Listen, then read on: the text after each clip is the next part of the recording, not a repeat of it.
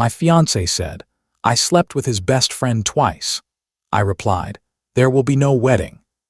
Then I checked her phone, pulled Venmo and bank screenshots, recorded Linda admitting she knew, and walked into the rehearsal dinner ready to let families hear what Rachel had said under anesthesia. This is WZ Tales. Today's story follows a man whose fiancée exposed her affair under anesthesia, right in front of him and her own mother. While you listen, imagine what you would do if the truth came out by accident before anyone was ready to admit it. I never thought the soft beeping of hospital machines would be the sound of my life breaking apart. It was supposed to be a routine procedure for Rachel, my fiancée. Nothing life-threatening. Just a minor surgery she had been putting off for months. I stood by her bed while the nurse checked her vitals and the anesthesiologist adjusted the line in her arm. Across from me, her mother, Linda, sat stiff in a chair, scrolling through her phone like she wanted to disappear into it. Everything looked normal. Then Rachel, still drifting under, mumbled something that froze the room. "I slept with his best friend twice." The words came out slurred but not unclear. My chest tightened so hard it felt like something heavy had dropped inside me. Linda's head snapped up. The nurse suddenly found the monitor very interesting. The anesthesiologist cleared his throat like he had not heard anything, but everyone in that room had heard it. Everyone. I just stared at Rachel. She looked peaceful, lips parted, eyes closed. No idea what she had just done. No idea she had dropped a match into my life and walked away from it in her sleep. My first thought was denial. Sedation makes people say strange things. That is what I told myself in the first 5 seconds, but it had not sounded random. It had sounded precise, too precise. I turned to the anesthesiologist. "Does that happen? Do people say things they don't mean when they're under?" He hesitated. "Patients can talk under anesthesia. Sometimes it's nonsense. Sometimes it can be truthful. The brain loses its filter." That was not the answer I needed. Heat rushed into my face. My heart was pounding so hard I could hear it over the monitor. Then I looked at Linda. And that was when something colder set in. She looked pale, yes, but not shocked, not blindsided. She looked cornered. That reaction matters. Sometimes the truth is not only in the confession, sometimes it is in who looks guilty when it lands. "You knew?" I asked quietly. Linda shifted in her chair, lips pressed thin. "Peter, this is not the time." I stepped closer. "Not the time. Your daughter just said she slept with Kyle twice, my best friend, and you want to talk about timing." The nurse pretended to check a chart. Her ears had gone red. Linda leaned forward and lowered her voice. "Keep your voice down. She is not herself." "Not herself," I said. That was pretty specific for someone not being herself. "You cannot take anesthesia talk as gospel." "Then why do you look guilty?" That made her flinch. Her fingers tightened around her purse strap. For 1 second her face slipped and I saw it. Not confusion, not fear for Rachel. Fear that the truth had gotten out too early. "Because I warned her this would happen," she muttered. I blinked. "What?" Her eyes widened. She knew she had said too much. "I mean, she talks in her sleep sometimes," she said quickly.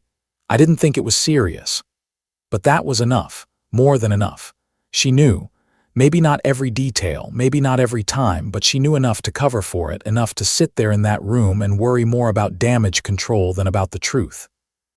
I stepped back and looked at Rachel again, then at Linda, then at the machines around us. The beeping suddenly sounded sharp and mechanical, like the room itself was counting down to something ugly. The nurse gave me a careful look. "Sir, maybe you should step outside. Patients can say things." "It's best not to overthink." I laughed once, bitter and dry. "My fiancé just confessed to sleeping with my best friend. How exactly do I not overthink that?" She had no answer. The anesthesiologist quietly left the room. Smart man. He knew this was no longer medical. Linda stood up and finally dropped the gentle mother act. "If you care about Rachel," she said, "you will keep this to yourself. It was nonsense. Do not humiliate her." That word hit me harder than I expected. Not protect her, not find out if it's true, not let's get clarity, do not humiliate her. That told me everything about where her loyalty was. Not truth, not fairness, image. I leaned in just enough so only she could hear me. If she really slept with Kyle, people will know. I'll make sure of it. Linda's eyes went cold. Be careful. Some things, once exposed, can't be undone. I didn't answer. I grabbed my jacket and walked out before I said something worse. The hospital hallway felt unreal, nurses laughing at the desk. A janitor pushing a mop. Visitors carrying flowers. Normal life moving forward while mine had stopped dead in a recovery room. In the parking lot, I sat in my car with both hands on the wheel and tried to breathe. Then the pieces started shifting in my head. Rachel staying late at her mother's house. Kyle canceling plans with me at the last minute. A weekend Rachel said she was with her cousin while Kyle happened to be out of town too. At the time, each thing looked small, separate, easy to excuse. That is how people get away with betrayal, not by one giant lie but by 100 small ones you decide not to connect. I took out my phone and scrolled through old texts. 3 months earlier, Kyle had canceled a guy's night at the last second. Same night Rachel came home late saying Linda kept her for dinner. My stomach turned. Linda had not just known, she had likely been the alibi. I started the car, then shut it off again. Part of me wanted to drive straight to Kyle's place and put him through a wall. Another part wanted to go back upstairs and wake Rachel up right there in the hospital. But anger is loud, and loud gives liars time to regroup. So I made a different choice. I decided I was not going to confront anyone until I had proof they could not twist. That night, I did not sleep at all. Every time I closed my eyes, I heard Rachel's voice again. I slept with his best friend twice. By morning, I had stopped thinking in terms of explanation. I was thinking in terms of evidence. Rachel came home 2 days later, moving slowly from the surgery. I played the caring fiancé. I got her soup, fluffed her pillows, asked if she needed anything. She smiled at me with the same soft face I had trusted for years, and for 1 weak second, I almost wanted the hospital moment to be nonsense. But trust does not come back because you miss it. When she fell asleep, I took her phone. I had never gone through it before, not once. I was not that guy. But now I scrolled through texts, photos, apps, email. At first glance, everything looked almost too clean. That was suspicious in itself. Rachel was not neat with anything digital. She left unread messages everywhere. Random screenshots, receipts, notes. If there had really been nothing to hide, there should have been more mess. Instead, there were just traces. A few messages from Kyle that stopped abruptly months earlier. A Venmo notification in her email marked for gas, except the amount was way too high for gas. The date matched one of her so-called girls' nights. I screenshotted everything, sent it to myself, deleted the sent record, and put her phone back exactly where I found it. The next day I met Kyle for a beer. He greeted me like always, fake grin, loud slap on the back, too casual. I matched his energy and let him talk about work for 10 minutes, then I tested him. Rachel's been acting weird lately, I said. Staying out late, think she's hiding something. He almost choked on his beer. It only lasted a second, but it was there. His eyes widened. Then came the laugh, too fast, too forced. Come on, man, you're probably just stressed about the wedding. That was a bad answer, so I pushed a little. Maybe, but sometimes I think she lies about where she goes. You ever notice that? Kyle leaned back, shoulders tight now. Nah, dude, she's loyal, don't overthink it. He said the right words, but his body told a different story. Hand gripping the glass too hard. Eyes refusing to hold mine. Jaw locked. That was all I needed from that meeting. Not proof, but confirmation that his instinct was not confusion. It was defense. When I got home, Rachel was in the kitchen stirring pasta and humming under her breath. She looked normal, comfortable, safe. That is the cruel part. Betrayal rarely looks dramatic in the middle of it. It looks domestic, familiar, ordinary. For a moment I almost felt crazy, then my phone buzzed with the screenshots I had emailed myself and the feeling passed. A few nights later, Linda called. Her tone was urgent but controlled. Peter, I want to remind you that what Rachel said in the hospital does not mean anything. You will ruin everything if you keep fixating on it. Focus on the wedding. She was not asking. She was instructing. That told me more than anything she actually said. No one pushes that hard unless they are trying to keep a door shut. I didn't argue. I let her talk. Then after we hung up, I wrote everything down. Dates, calls, slips, excuses, patterns, Rachel's alibis, Kyle's reaction, Linda's interference. I was not just suspicious anymore. I was building a case. The first real break came from something stupid. One night Rachel said she was going to bed early. I stayed up and started clicking through streaming apps. We still had an old shared Netflix account from when Kyle and I were roommates years earlier. Out of habit, I clicked on his profile. Recently watched. Late night timestamp. The exact night Rachel said she was homesick. I checked more dates. Same pattern. Movies and shows watched late at night on days Rachel had suspicious absences. Careless. That was what made it useful. That was the first piece that created a timeline instead of a theory. So I set a trap. I told Rachel I had to leave town for 2 nights for work, packed a bag, kissed her goodbye. Drove off like I was heading to the airport. Instead, I parked at a friend's place across town, got a motel room and waited. The first night, nothing. Rachel sent me photos of takeout on the couch, a blanket, the TV on. Perfectly innocent. Too perfectly innocent. The second night, she texted that she was helping Linda with groceries. I drove past Linda's house. No Rachel's car, porch light off. Half an hour later, I found Rachel's car parked 2 blocks from Kyle's apartment building. She had not parked right in front, which meant she thought she was being smart. But I knew her car. I knew the dent in the rear bumper. I parked down the street and waited. An hour later, the building door opened. Rachel slipped out first, hood up, glancing around. Kyle came out behind her, laughing at something she said. Then he kissed her, quick. Familiar, easy, that was it.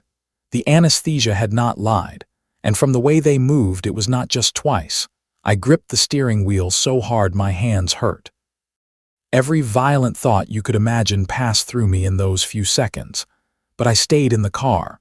Because the second I lost control, they would gain it. So I drove back to the motel, opened my notes, and wrote down every detail, time, location, what they wore, how long she stayed, where she parked, the kiss, everything. At that point, I was not collecting proof for myself. I was collecting proof for the audience they would eventually try to perform for. The next morning, I texted Rachel good morning and asked if she slept well. She texted back yes, with a smiling emoji. That might have hurt more than the kiss. For the next several days, I stayed quiet and kept digging. I checked our bank records and found a withdrawal from our joint account on a weekend Rachel swore she had spent with her cousin. The charge led to a boutique hotel just outside town. Same weekend, Kyle said he had gone camping. Then another piece. I spotted Maddie in a grocery store one evening. Kyle's girlfriend. Or maybe more accurately, the woman he kept on the side while cheating on both of us. She looked exhausted.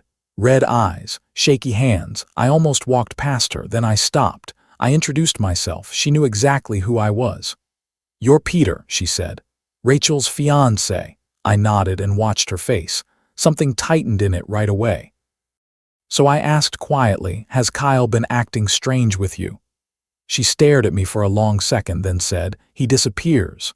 He lies about where he is. Last week I found a restaurant charge he swore wasn't his. He was there with someone."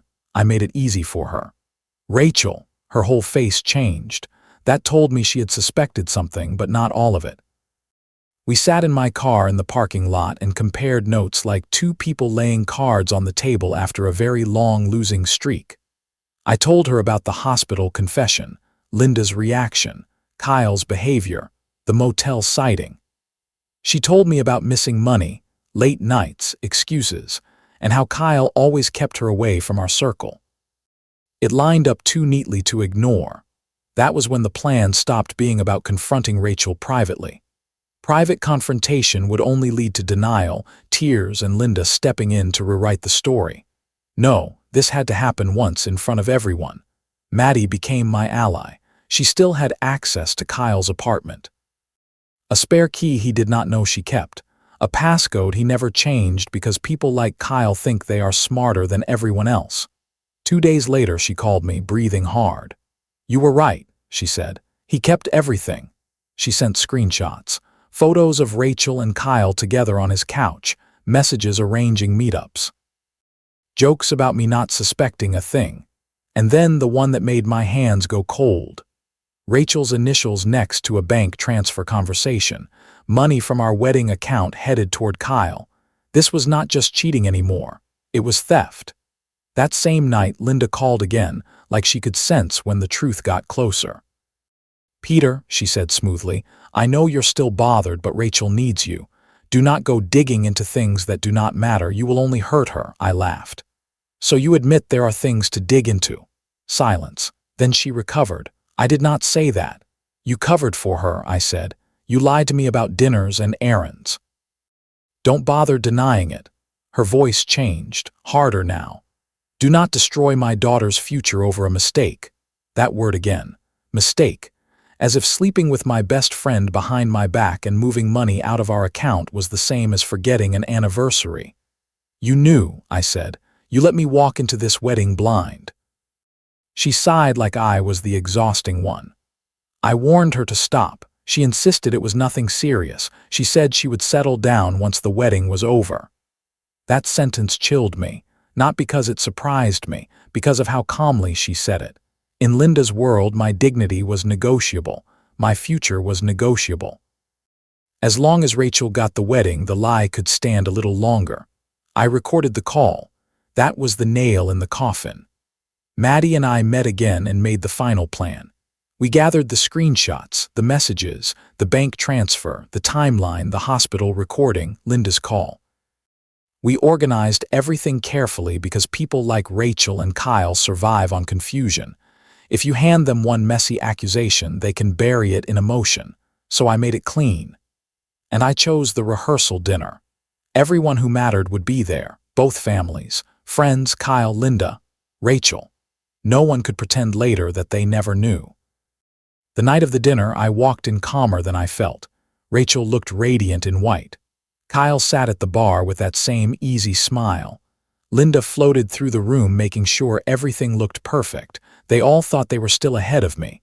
I let the evening breathe for 20 minutes. Toasts, clinking glasses, small talk. Laughter. Then when it was my turn to speak, I stood.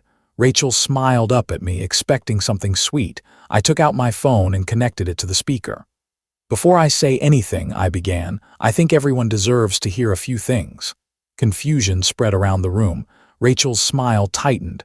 Linda went still. Then I pressed play. Rachel's voice filled the room, slurred but clear. "I slept with his best friend twice." Silence. Absolute silence. A fork tapped against a glass somewhere and then stopped. Rachel went white. "That's not." I raised a hand and cut her off.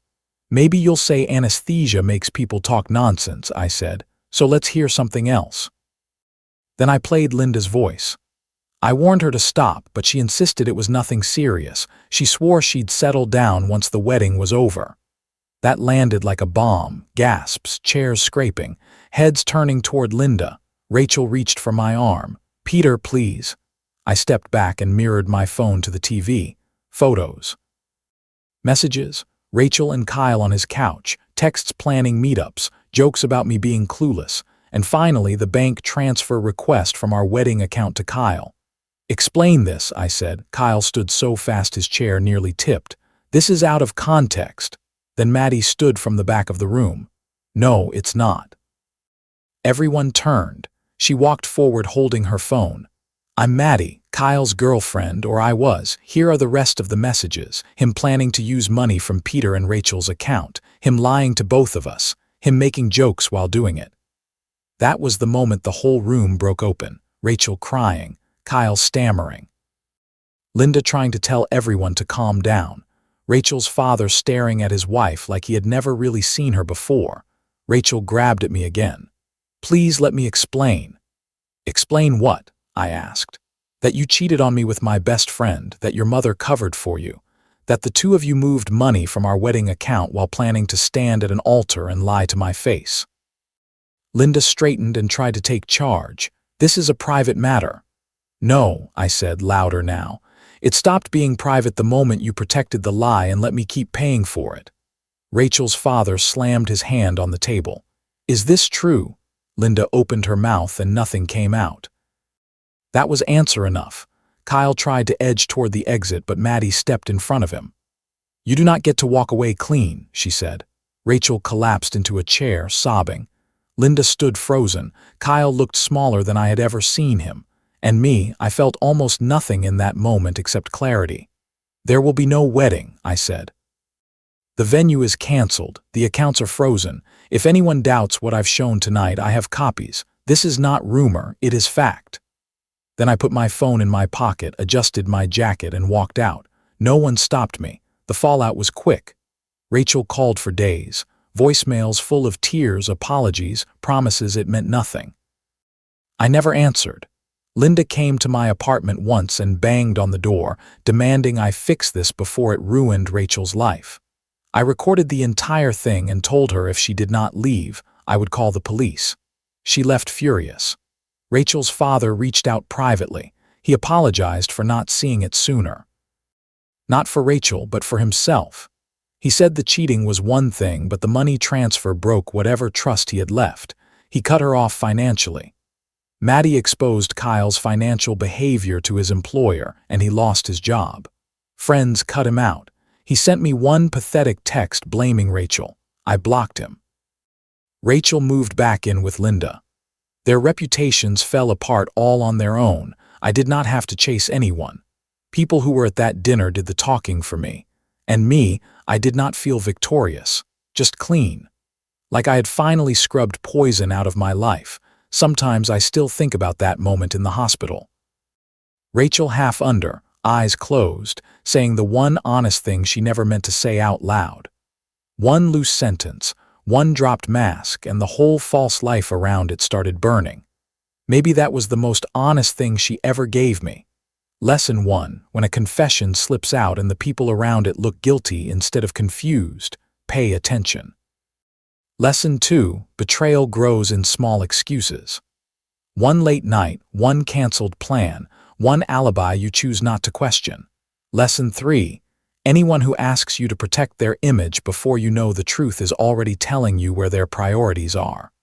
Lesson 4, if you are dealing with practiced liars, do not rush in with emotion. Gather facts first.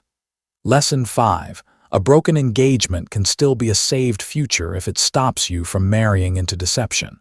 What would you have done after hearing that confession in the hospital room? And do you think Peter was right to expose everything publicly, or should he have ended it quietly and walked away?